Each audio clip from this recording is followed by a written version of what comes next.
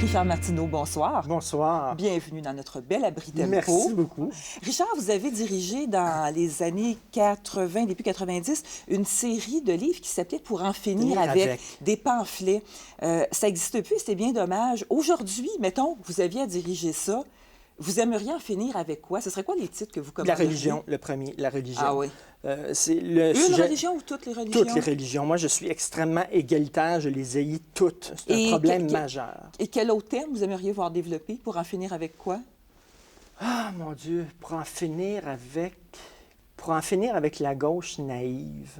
Mais en fait, c'est Jean-François Lisée qui vient de l'écrire, pour une gauche efficace. Oui, d'une Je certaine trouve manière. que c'est difficile de se dire... Il y a une gauche naïve, gnangnan,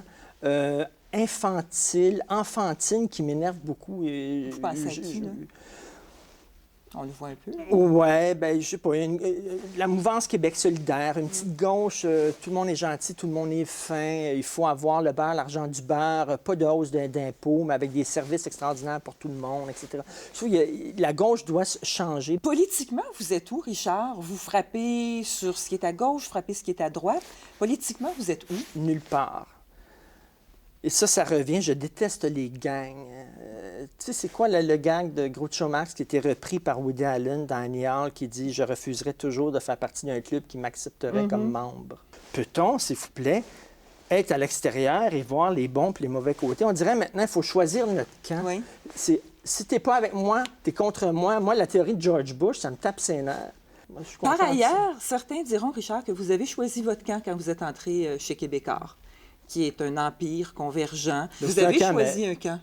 Oui, parce que je voulais travailler depuis longtemps dans un quotidien. Les Québécois, ils ont eu le gars de venir me chercher puis, avec le Journal de Montréal, puis j'ai dit oui, mais sauf que j'écris ce que je veux écrire là-dedans, puis c'est de mes affaires à moi. Oui. Mais il y a deux camps maintenant. Oui, T'as deux camps. Si t'es pas dans un camp, t'es dans l'autre. En quoi ça vous a changé?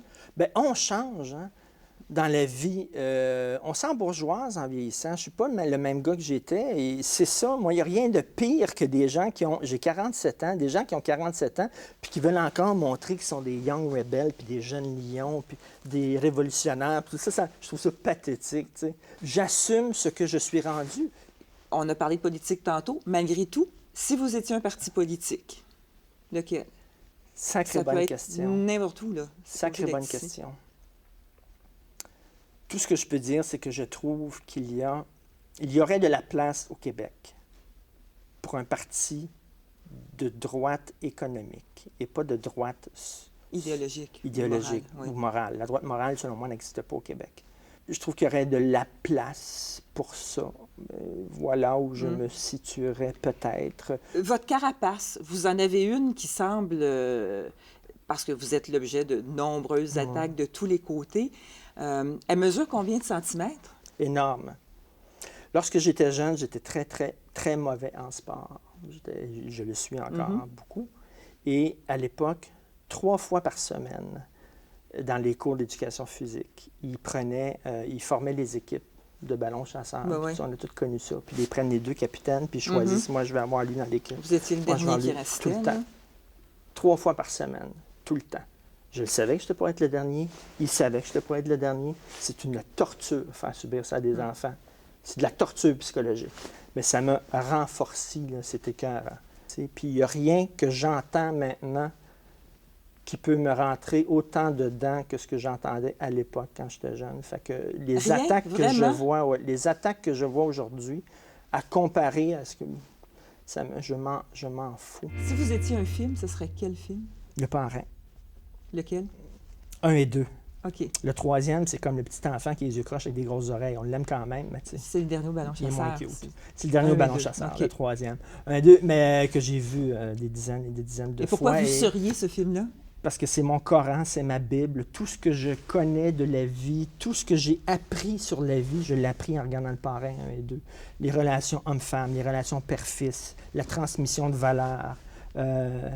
Est-ce que vous êtes plus Richard ou plus Martineau? Je pensais être plus Richard, je suis plus Martineau, et là, je reviens au Parrain.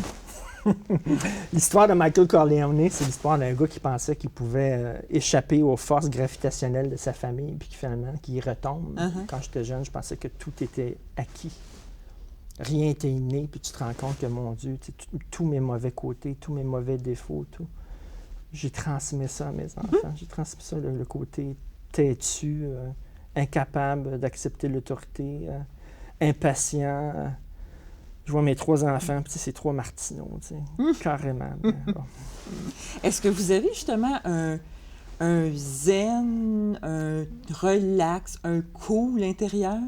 J'ai aucune introspection. Jamais. Jamais. Lorsque j'étais dans la vingtaine, j'ai lu à un moment donné Sartre. Ça a l'air vachement sérieux, là. Mais qui disait « L'homme n'a aucune essence. L'essence d'une personne, c'est l'ensemble de ses comportements et de ses actions. » Puis j'ai fermé le livre, j'ai dit « Je viens de me trouver, voici. » Il est fini. J'ai fait 5 minutes d'introspection dans ma vie. Votre principale contradiction, c'est quoi? La contradiction inhérente à tout chroniqueur de mon genre. C'est-à-dire? On vit dans un système qui récompense les gens qui le critiquent. Mm-hmm. C'est vraiment ça. On mord dans le cul d'un système, et plus on mord dans le cul d'un système, plus le système aime ça, et plus le système te donne des occasions pour le mordre dans le cul. Ouais. Tu sais. C'est la contradiction fondamentale, je pense, de ça.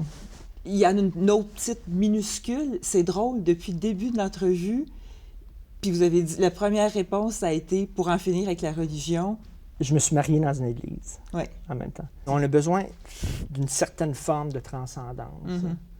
Moi, l'affaire dont j'ai le plus peur au monde, c'est la mort. J'ai peur énormément de ça, de la mienne, mais surtout des gens que j'aime. Je n'accepte pas qu'un jour, je serai séparé des gens que j'aime beaucoup. Et à la limite, je pense que quelque part, j'envie les gens qui sont croyants. Ça doit être un baume sur ton âme de savoir que tu vas revoir ces gens-là quelque part. Tu sais, mais... Donc, j'ai peut-être, effectivement, j'ai un besoin de transcendance, mais... Richard, on va se quitter. L'Abri Tempo, c'est le lieu de toutes les confidences. Bien sûr, il y en a eu quelques-unes, mais une dernière en se quittant. Qu'est-ce que vous avez à me confier? Rien, je me confie très peu.